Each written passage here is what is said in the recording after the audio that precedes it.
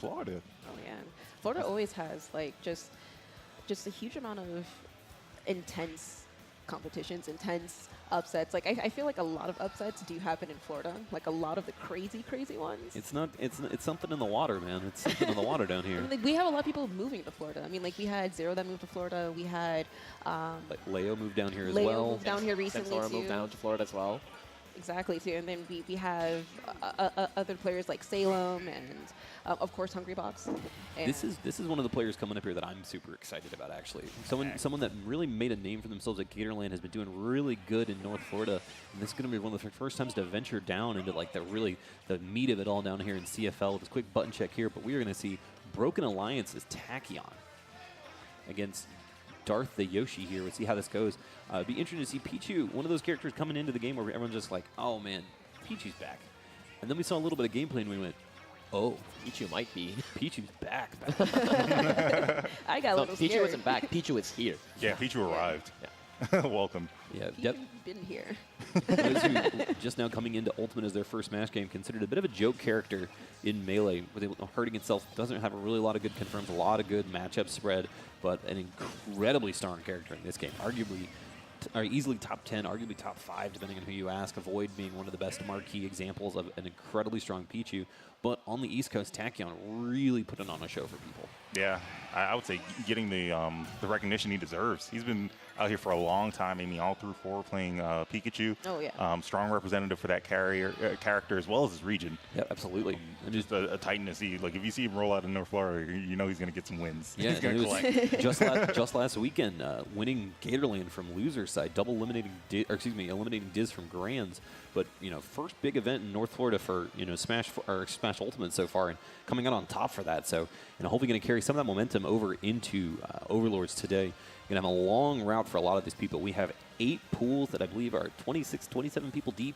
So there's going to be a lot of gameplay just to make it into top 32, make it into top 8. But this is definitely one of those players slated to make it into, I believe, winners final. It's either second or third for today.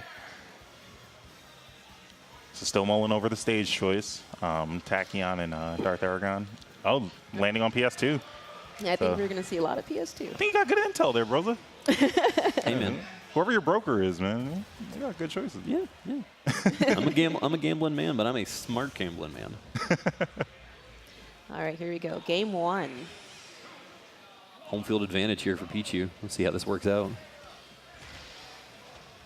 And it'd be really interesting to see how Yoshi kind of moves around Pichu. Yoshi's got a lot of good combo starters in this game, but Pichu with that small frame going to be really hard to get that opening hit on. Yeah, it's essentially like fighting a pixel character in any other fighting game. Is that Yoshi's used to sending some sweeping moves. I mean, even low-hanging down airs are a risk. You may not connect all of it the way you want to. Back air is going to be even tougher to land, and forward air, something that Yoshi tries to get a lot of, is going to be so elusive. You see that big down air there at mid%. So good for Pichu. Uh-oh. Goodbye. Yeah. And that's it. I mean, that's a classic Yoshi killer right there. That's that double jump armor just being expended there. I'm kind of surprised to see the jab break it, but sometimes that's all it takes.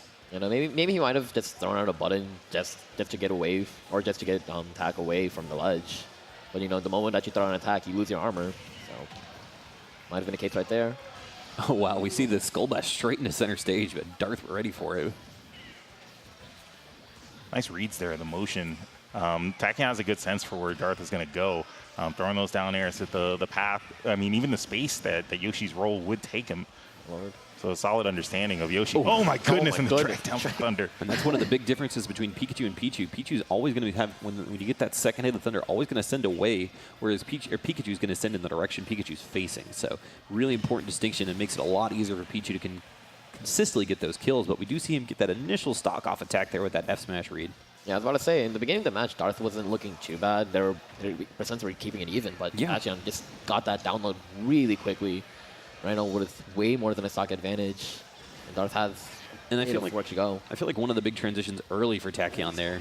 Yeah, he's going for that quickly. Yeah, that would have been a run back to stock 1. I mean, something that you definitely have to pay homage to is the fact that he jabbed and gimped him at such a low percent, and Tachyon's been running from there.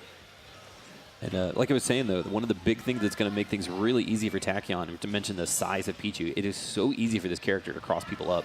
So it's going to be really important that Darth knows which side that Tachyon's going to be on and how he's going to react at a shield. I think he had an opportunity there when he went for the down tilt. After a hip drop, it looked like he was wide open for a kill, and at 140, I would have believed that it would have done it. But it didn't matter. Tachyon still able to do it without losing that second stock. Reads the DI then there really quickly, just confirms that instantaneously. Yeah, Tachyon had a lot of great setup opportunities, which he landed a lot of his thunders, which is pretty insane. And he conditioned his opponent to fall into those, which is pretty impressive. I mean, we saw him just try to edge guard with the thunder itself, too. Had no fear whatsoever throwing that out.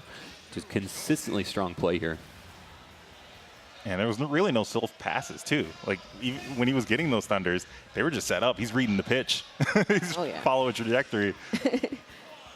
Game 2 on Smashville here. Platform gets into position. Just runs down and gets that grab.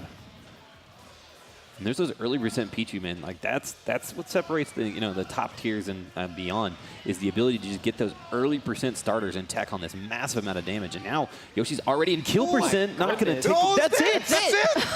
I was going to say it doesn't seem like the upsmash is going to finish, but Tachyon was able to clean the plate instantaneously there. I want to say just all that conversion off that Smashville platform, the drag down without getting that final hit. He's able to just pick it up, and especially the conversion after the spike. Like, what a madman. All right, seems like Yoshi wasn't too happy about that. He's definitely upping his game a bit here, playing a little bit more safe. And unfortunately, that's one of the banes of the Yoshi existence. Not a lot of throw combos. You're going to have to really kind of read where they go from there and try to get that hit out.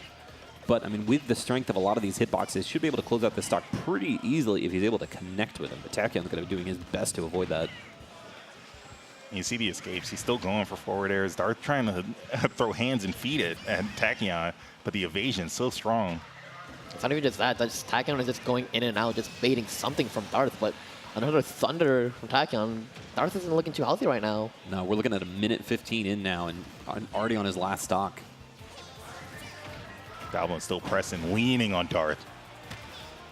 137, the egg taps him. Oh my god, will he make it? Wait a second. Okay, oh, wow. Wow. Makes it back, too, and that's that stretch of that agility there. That's a gambling man right there. And he wants to get one. Got the Not near quite trade. yet. Looked like a down air from Tachyon was going to land, but Darth got the better of it. Still didn't get the kill. Oh, double jab. Don't die from this. Don't die from this. No way. Big boy. Yeah, get that one at least. Let's get one. Oh no! That's the one. There we go. Tachyon getting a little showy there with a double down smash, trying to bait him in, but Darth gonna go over the top of that fair. Just one more hit. Back air. Back air. It's disgusting. Wow. And then, of course, unfortunately, it's not going to be a JV3 for Tachyon. The electrical properties of Pichu are going to damage him just outside of that. That's true.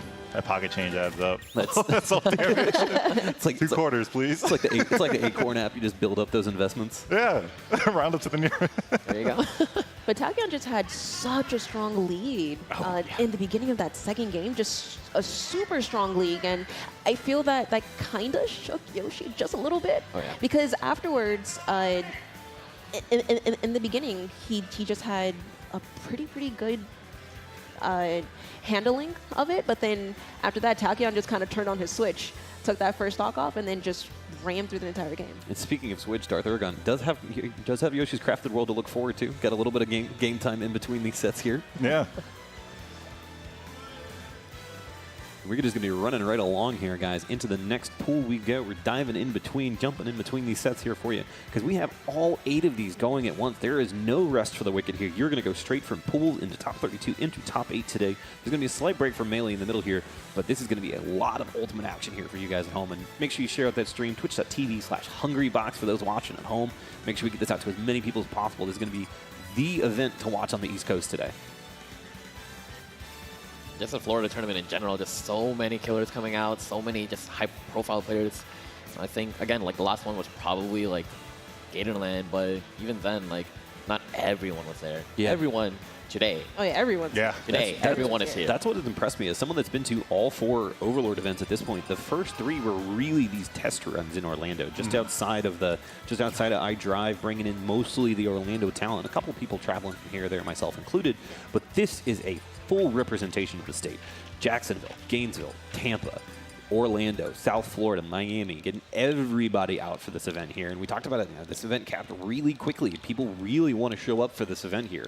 Yeah.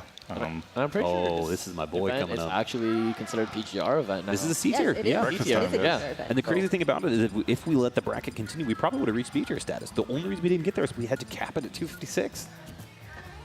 But I mean, it's the price we pay to try and do a one-day event. Yeah. Oh, yeah. I'm pretty sure if we could uncap this, I'm pretty sure we would have probably easy 350. Oh, for sure. 400 probably. And that's the benefit of this new game is that you have so many fresh faces finding it for the first time. People tuning in going, hey, what's going on Eastbox's stream today? Let's check this out. And you're just seeing, this first time through so many new faces. I know personally the Gator events at UF campus have consistently every week now gotten over 100 entrants. Every single week since the start of the game. And I'm just like, wow, this Lovely. is so many new people. And so my personal favorite, so many setups. We're running 100-man brackets each week on 15, 16 setups because the community is coming out. And this is an example of the community being rewarded. We're a grassroots group. We've worked really long and hard putting these hours in these card shops and these universities. And here we are at the premiere, the gem of Florida in Full Sail for the entertainment arts. Like, this is an incredible opportunity for us here today. Yeah. and definitely with just Ultimate in general, everyone is trying to get in on some action. Like, even just